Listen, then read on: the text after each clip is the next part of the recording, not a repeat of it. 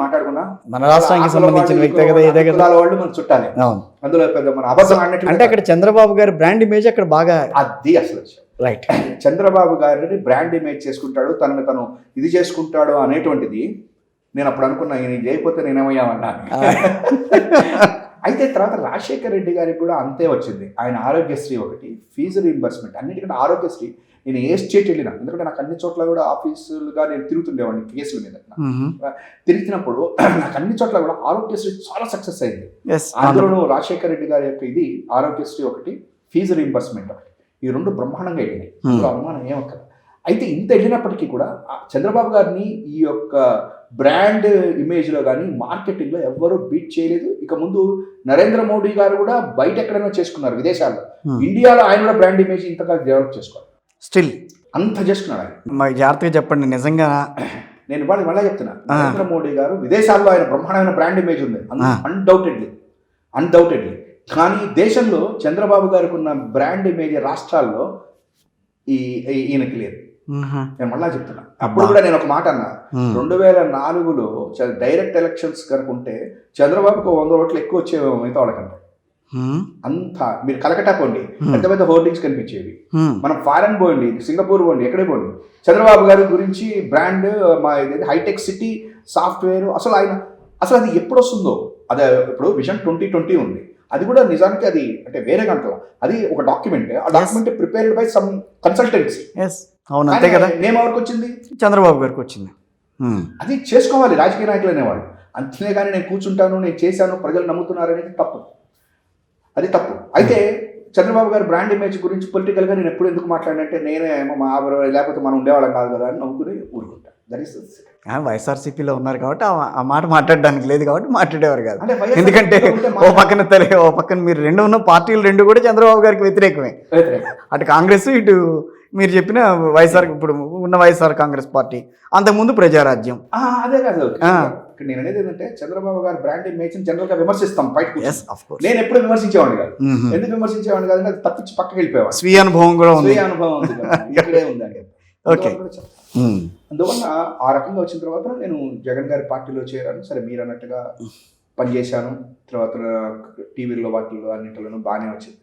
After that నేను మాకు గౌతమ్ రెడ్డి గారిని నిలబెట్టడం జరిగింది.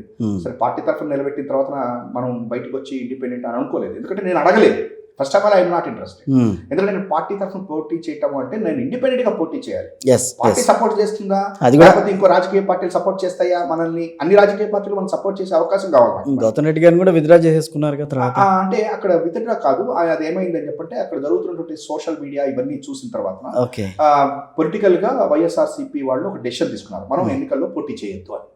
అప్పుడు నేను then I thought yes now నా ఇది పెట్టచ్చు అన్న. కానీ ఎన్నికల్లో పోటీ చేయకుండా, ఏ రకమైన ఎన్నికల్లో కూడా పోటీ చేయకుండా డైరెక్ట్గా నేను ఒకే అసెంబ్లీ ఎన్నికలకి మాత్రమే మళ్ళీ పోటీ చేస్తానన్న ఒక సంకేతాన్ని తీసుకురావటం అనేది ఒక ప్రాంతీయ పార్టీకి అవసరం అని అంటారా? అది నిజంగా శుభసూచకం అట్లాంటి విషయాలు? అంటే నేను ఒకటి మాత్రం చెప్పగలను, ఇవాళ ఎమ్మెల్సీ ఎన్నికల్లో ఆయన పోటీ చేయకపోవటం అనేటువంటిది ఇప్పుడు చెప్పిన కారణం కాదు. కానీ నిజానికి ఆ రోజుల్లో మీరు చూస్తే కాంగ్రెస్ పార్టీ ఎప్పుడు కూడా గ్రాడ్యుయేట్ ఎలక్షన్స్లోనూ ఉపాధ్యాయ ఎన్నికల్లో పోటీ చేసేది కాదు.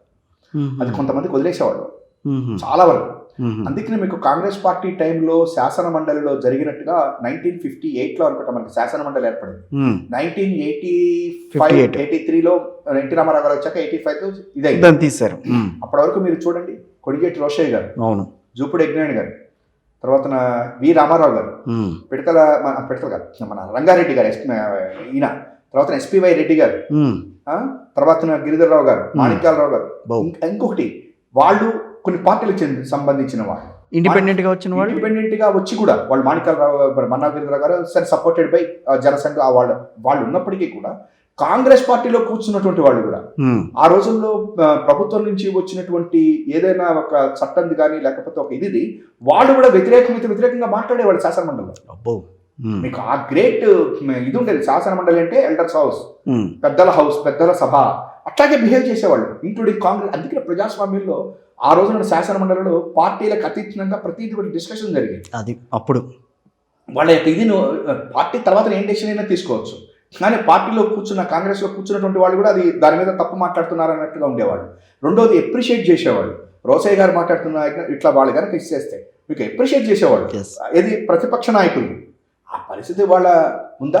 పైన రాజ్యసభలోనే లేదు, పెద్దల సభ అని అంటాం కదా మనం, అక్కడే రాజ్యసభలో అక్కడే పార్టీల పరంగా తీసేసుకుంటున్నారు ఇదంతా. తీసేసుకుంటున్నారు. ఆ. ఇప్పుడు ఇక్కడికి వచ్చేసరికల్లా అసలు అది 10 సంవత్సరాల నుంచి అసలు అది లేనే లేనే లేదు. లేదు. శాసన మండలి అని చెప్పాలంటే అట్లీస్ట్ ప్రభుత్వం చేసేటువంటి కొన్ని నిర్ణయాలు వాళ్ళు రాజకీయ అవసరాలనండి కొన్ని ఇబ్బందులతోటి చేస్తారు. Yes. కానీ అట్లీస్ట్ దాన్ని ఇట్లా చేయొచ్చు, ప్రత్యామ్నాయంగా మీరు ఇట్లా చేయండి, ఇట్లా చేస్తే బాగుంటుంది, దీన్ని మీరు చేయటం తప్పు అనేటువంటి పదాన్ని మీరు 10 సంవత్సరాలు ఎప్పుడైనా విన్నారా? లేదు. ఇవాటి రోజున జగన్మోహన్ రెడ్డి గారి సమయంలోనూ కూడా శాసన మండలిలో మెజారిటీ వేరే పార్టీకి, ప్రతిపక్షానికి ఉండేది. అవును. అక్కడ కూడా ఆ రోజుల్లో ఇది తప్పు, ఇది రైట్, దీన్ని మనం ఆమోదిద్దాము అన్న మాట మాట్లాడితే మొత్తం అసలు మాట్లాడినిచ్చేవారు కాదుగా. తర్వాత ఇవాళ రోజున వచ్చేసరికల్లా ఇవాళ జగన్మోహన్ రెడ్డి గారు తీసుకొచ్చినటువంటి మెడికల్ కాలేజెస్ విషయంలో కానీ, పోర్ట్స్ విషయంలో కానీ ఇవాళ ప్రైవేటైజేషన్ చేస్తున్నాము అంటే వద్దు, చేయొద్దు. ప్రైవేటైజేషన్కి వెళ్తే మామూలుగా ఉన్న పేదవాళ్ళు కానీ, మధ్యతరగతి వాళ్ళు చదువుకోవడానికి ఇబ్బంది అవుతుంది, చదివేటువంటి ఒక అవకాశం ఉండదు, వద్దది ప్రభుత్వం ఇచ్చేద్దాం, దానికి ఆల్టర్నేట్ ఆలోచించండి. ఒకవేళ ప్రభుత్వం సొమ్ము ఖర్చు పెట్టడం కష్టమైతే, అప్పులు చేయటం ఇష్టం లేకపోతే వాట్ ఈస్ ద ఆల్టర్నేట్ ఆలోచించండి అని చెప్పినటువంటి వాళ్ళు ఎవరైనా శాసన మండలిలో ఉన్నారా? ఎవరు లేరు. అటువంటి మన సమావేశాల్లో కూడా అసలు ఎవరేం మాట్లాడలేదు, ఎవరు మాట్లాడలేదు. పోర్ట్స్, నేను ఇవాళ మళ్ళా చెప్తున్నా, పోర్ట్లు ప్రైవేట్ పరం చేస్తే దాని లాభాలు ఎవరికి వెళ్తాయి? వాళ్ళ కొనుక్కున్నటువంటి వాళ్ళ